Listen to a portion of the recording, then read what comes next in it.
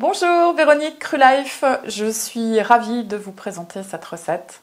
Un entremets 3 chocolats, vous m'en direz des nouvelles. Mon petit Valentin m'a dit que c'était le meilleur gâteau au monde, mais j'avoue que je l'aime beaucoup. Alors, pour faire la première, la base, la couche, qui sera un praliné au lait, il vous faut 300 g de noisettes que vous avez fait tremper toute la nuit. Là, elles ont été rapidement déshydratées pour qu'il n'y ait pas trop d'humidité. Mais voilà, vous pouvez même les utiliser tout de suite après parce que la noisette a la particularité d'être plutôt sèche.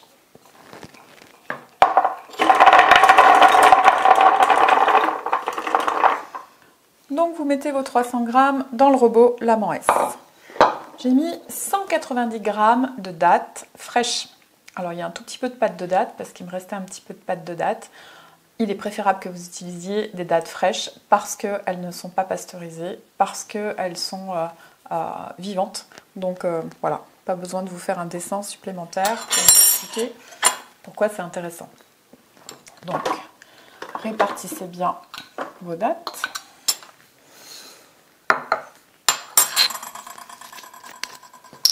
On va mettre une cuillère à café de poudre de vanille. Donc je l'ai choisi en poudre cette fois parce que justement il y a déjà au niveau de l'hydrométrie pas mal d'humidité.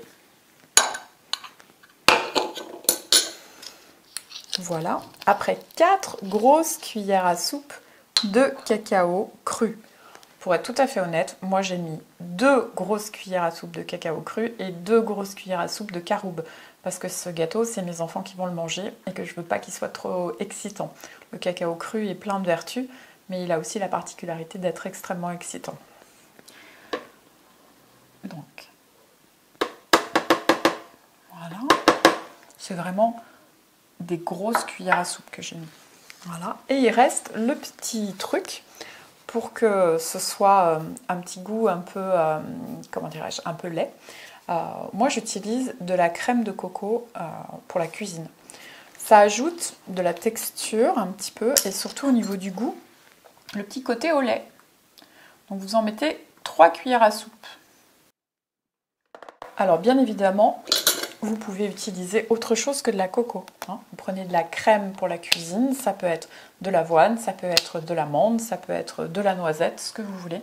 Moi je trouve que la dimension du cacao, du coco, c'est très subtil et ça amène de la douceur, de la rondeur pour la base que je veux au lait, soi-disant. Allez, donc là, on va pulser pour avoir une pâte sympathique où on va conserver un petit peu de mouture, mais pas trop. Ça sent très bon. Et là, la mouture est parfaite. Moi, j'ai choisi de garder de la matière parce que j'aime bien qu'il y ait le côté croquant. Vous pouvez la faire plus fine si vous le désirez. Si vous n'avez pas comme moi un robot Lamant S professionnel, diviser les quantités par 2 parce que sinon il va un peu souffrir. Moi vous voyez il est quand même bien plein. Donc là j'étais un petit peu au maximum de mes capacités. Donc si vous avez un petit robot, pour pas qu'il souffre, vous divisez les quantités. Vous n'avez qu'à la déposer dans votre moule.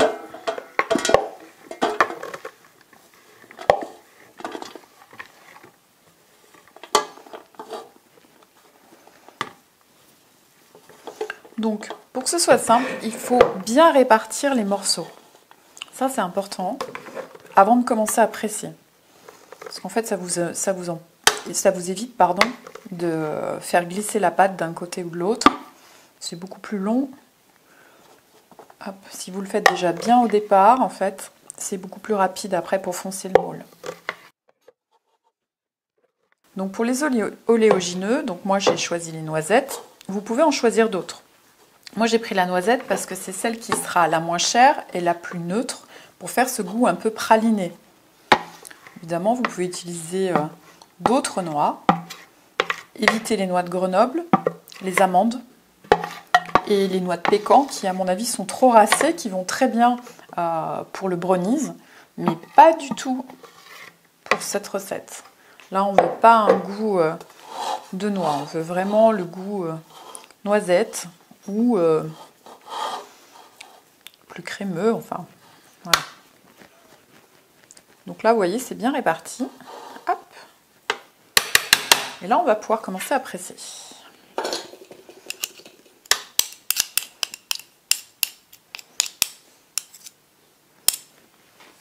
C'est parti.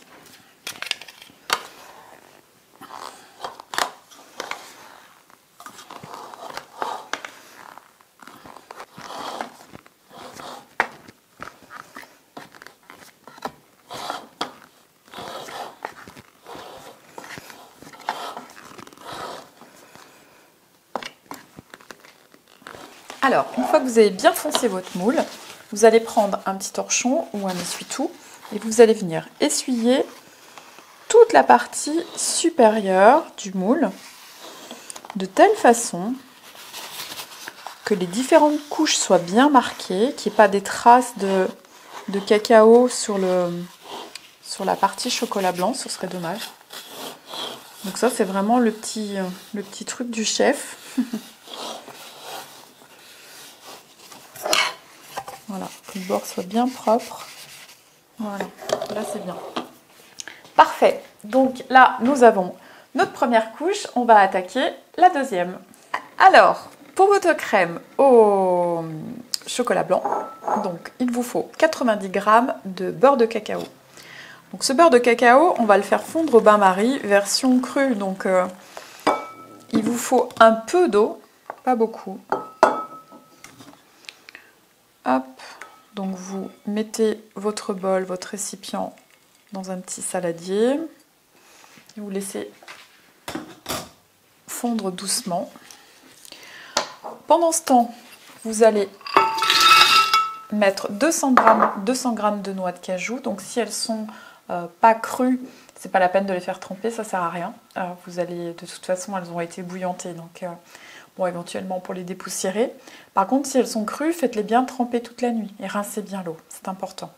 Donc on va commencer par mixer déjà pour faire de la poudre de cajou. Donc dans un blender. Donc la poudre de cajou est faite. Donc allez bien décoller contre les parois. Vous voyez là, hop, ça a déjà tout collé.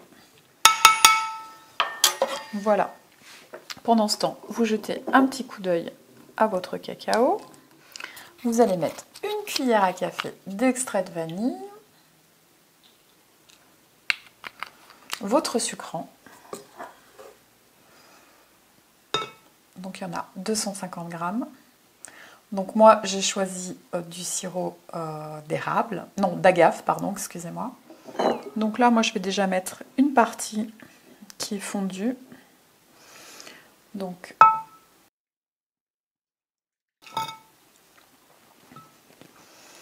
et je remets à fondre le reste. Allez, on va commencer déjà à blender cette partie-là. Ça fait déjà une très belle crème. Hop, on va renouveler l'opération qui a été faite précédemment. Donc on met ce qui est déjà fondu. J'aime bien y aller par étapes pour être sûr de l'onctuosité et puis surtout pour pas que mon beurre de cacao cuise.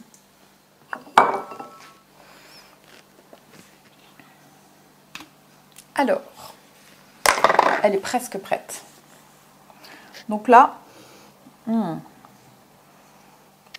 vais faire une petite variante avec vous. Vous pouvez la laisser telle que. Si vous divisez les doses que je vais vous donner pour le glaçage. Moi là, j'ai fait un gros glaçage parce que je veux une belle couche de chocolat noir. Donc je vais rajouter une cuillère à soupe d'huile de coco désodorisée. Une bonne cuillère à soupe.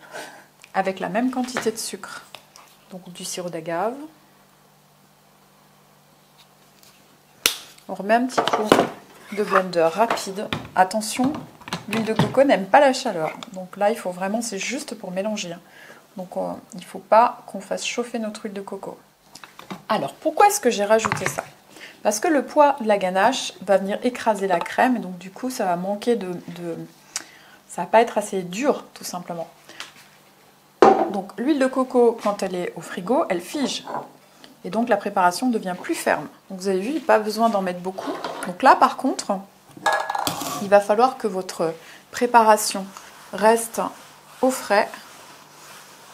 Hop, peut-être un peu plus que la réalisation de la ganache. Donc elle est sublime, la crème.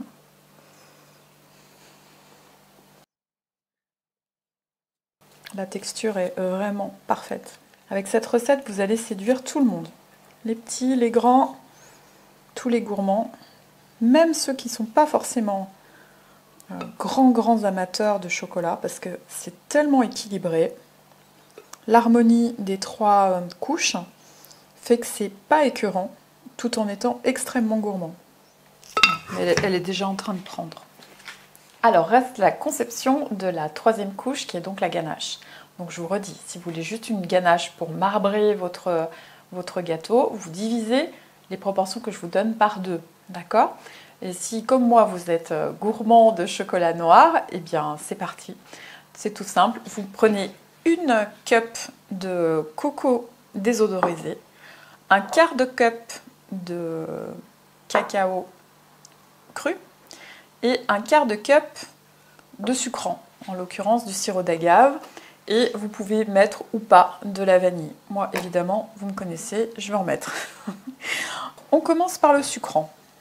Important, parce que sinon, ça va adhérer au fond de votre blender, le cacao notamment, et ça va rester collé sur les parois et vous n'allez pas arriver à faire le bon mélange.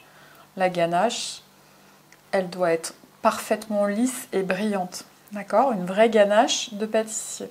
Alors, les puristes, ceux qui aiment vraiment le noir, ne mettez pas de vanille.